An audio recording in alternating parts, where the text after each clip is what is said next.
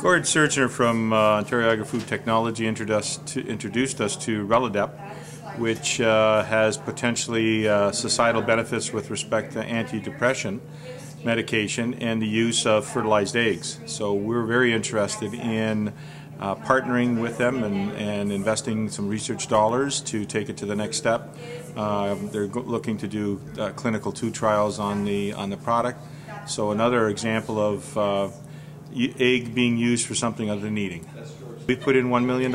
We felt that the $1 million would be a good kickstart to their fundraising activities. They're fertile eggs at 8 days of age, and those eggs are then harvested to make the medication. For clinical 2, they need about 90,000 eggs, so there's enough infrastructure in the hatchery business to see that happen. But if it takes off, then their calculation is if they only capture 25% of the market, we would need 40 million hens, which would be twice the current population of the hen population in Canada to supply the world need. Now, depending on how much we're able to keep in Ontario, maybe an extra 1 or 2 million hens, but it starts another whole new business that the eggs are strictly for the medication purposes. My understanding, I think about 1.5 years, 2 years before they know the final result, the clinical 2 trial, and then from there either pharmaceutical companies will be interested or they in turn would get either Health Canada or USDA approval, and then the manufacturing would kick in. On the table egg side, because we're not using table eggs for this, we basically have 8 million hens in the province of Ontario.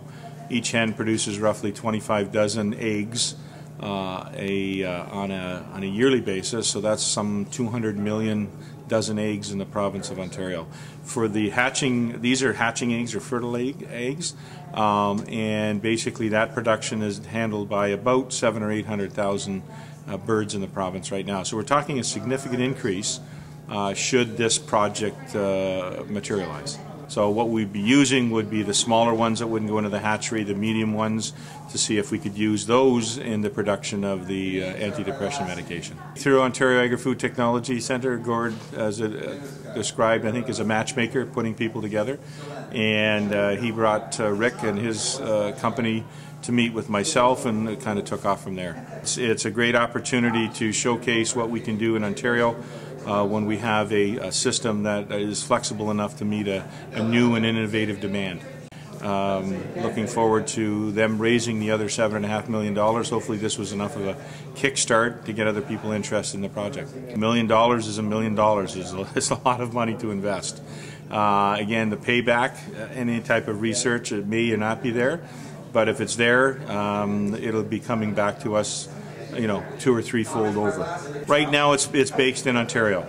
It could go to other parts of the country, but we want to make sure that we get through clinical 2 trial and the ramifications, and then when we have to ramp up manufacturing, it may go to other jurisdictions, but we'd like to keep as much of the production here in Ontario.